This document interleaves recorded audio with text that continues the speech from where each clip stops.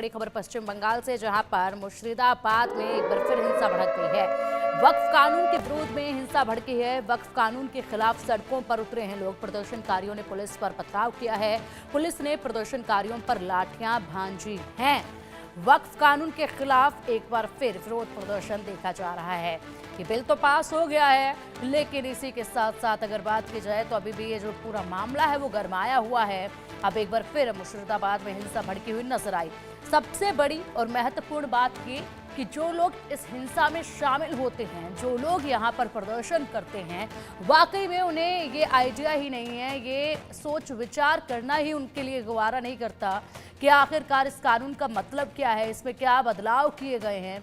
ये सही जानकारी उन तक पहुंचाई ही नहीं जा रही है, जिसके चलते ज्यादा गलतफहमी के चलते इस तरह के हालात जो है वो लगातार बन रहे हैं। दो तस्वीरें अब आपके सामने हैं, ये तस्वीरें आप देखिएगा और समझिएगा किस तरीके से हालात जो हैं वो वक्फ बिल पास होने के बाद, वक्फ कानून बनने के बाद भी जो है वो लगातार बने हुए हैं। ये बसें जो आग के हवाले की गई और ये सड़कें जिस पर आप पत्थर और तमाम जो चीज़ें हैं वो देख पा रहे हैं, इसी से समझा जा सकता है हालात अभी भी काफ़ी गंभीर हैं। जो तोड़फोड़ ये की गई है वाहनों में, देखिए ये सड़कें जिन पर तोड़फोड़ की गई और बसें जिनको जलाया गया, आग के हवाले किया गया और संपत्तियों को नुकसान पहुंचाया गया। सड़कों पर लोग यहाँ पर जिस तरीके से उठे, खड़े हुए और उसके बाद सीधा एक सुर में यहाँ पर इस कानून का विरोध करना शुरू कर दिया।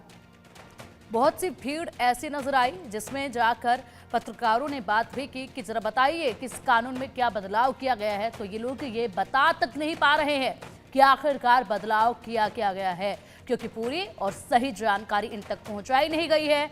गलत जानकारी इन तक दी गई है, जिसके चलते आक्रोश ये देखा जा रहा है। अधिक जानकारी के लिए हमारे सहयोगी रैनिक दत्ता हमारे साथ जुड़ गए। रैनिक, मुर्शिदाबाद में एक बार फिर हिंसा भड़की। तस्वीरें वाकई में चिंताजनक हैं जो सामने आ रही हैं। बसों को आग के हवाले कर दिया गया, तमाम वाहनों को आग के हवाले किया गया, तोड़फोड़ की गई है, पूरे इलाके को छावनी में तब्दील कर दिया गया है। बिल पास हुआ, कानून बना और उसके बाद भी हालात जो है वो सामान्य होने का नाम नहीं ले रहे हैं।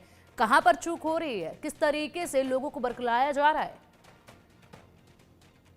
देखिए, इसके पीछे अगर कारण देखा जाए तो दो चीज को सामने लिया जाएगा, क्योंकि एक तरफ आप जो कह रहे हैं कि जो लोग प्रोटेस्ट कर रहे हैं उनको मालूम ही नहीं है कि इस जो ये जो आइन है, इस आइन में क्या क्या बदलाव लाया गया है। नया जो कानून है, इस नया कानून में बदलाव क्या क्या लाया गया है, ये सही तरीके से उनको समझाया नहीं गया है। उनको ये कानून के बारे में कुछ मालूम ही नहीं है। उनको सिर्फ ये मालूम है कि ये कानून अगर आएगा तो उनके ऊपर प्रॉब्लम आ जाएगा, उनका जो संपत्ति है उनको छीन लिया जाएगा। लगातार उनकी तरफ से एक ही जो लोग प्रोटेस्ट कर रहे हैं उनकी तरफ से एक ही बात कहा जा रहा है कि सरकार की तरफ से उनका जो संपत्ति ये छीनने का कोशिश किया जा रहा है, सेंट्रल गवर्नमेंट संपत्ति छीनने का कोशिश किया जा रहा है। इस तरीके का मेंटेलिटी तैयार हो रहा है ये प्रोटेस्टर का।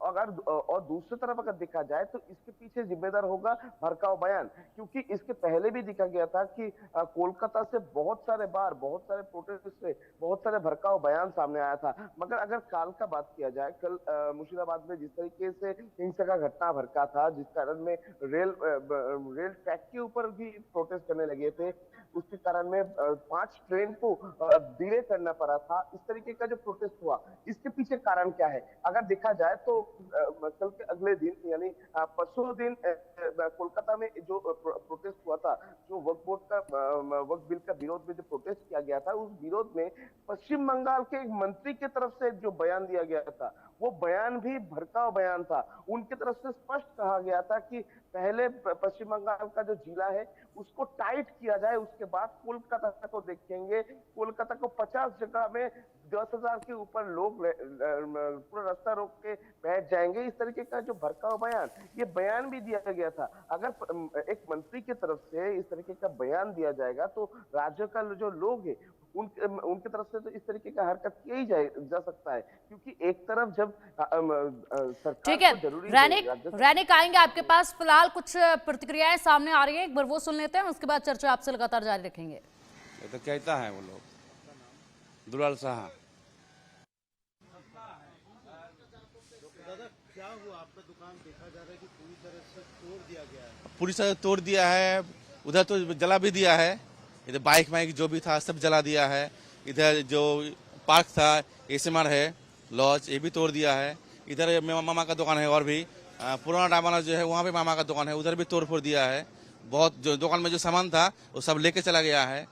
आग भी लगा दिया है दुकान में, जो भी था दुकान में सब तोड़ फोड़ दिया है। मतलब ऐसा परिस्थिति होगा आपने सोचे थे? नहीं सोचे, रात को पूरा सोए नहीं हम लोग, रात को पूरा सोए नहीं हम लोग, रात को पूरा बैठा था ऐसे डर डर डर के। पुलिस के पास से अभी तक आप लोग के पास कोई पुलिस जब यहाँ पे जब हो रहा था, ना कोई पुलिस था, ना कोई सीएसएफ था, ना कोई पुलिस कुछ नहीं था।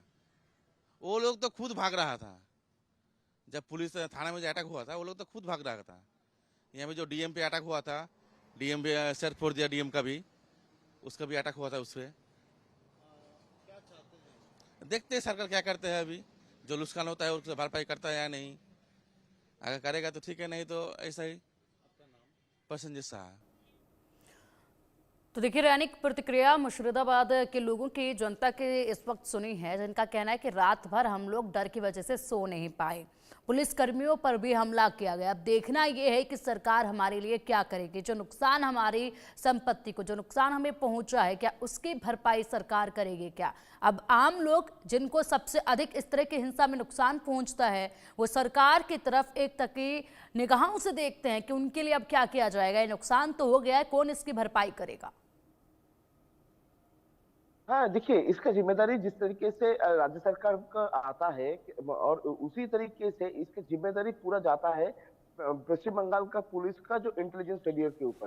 क्योंकि अगर पुलिस के पास इंटेल रिपोर्ट होता कि इस तरीके का घटना हो सकता है, तो पुलिस पहले से प्रिकॉशन ले लेता। मगर जो जिस तरीके का घटना देखने को मिला है मुर्शिदाबाद में, उसमें एकदम साफ नजर आ रहा है कि पुलिस के पास कोई इंटेलिजेंस रिपोर्ट ही नहीं था, कोई इंटेल रिपोर्ट ही नहीं था। और इसी वजह से जिस टाइम पर इस तरीके का हिंसा भड़का है, उस टाइम पर पुलिस कुछ कर नहीं पाए, पुलिस को खुद का जान बचाकर भागना पड़ा। इस तरीके का तस्वीर भी सामने आया है।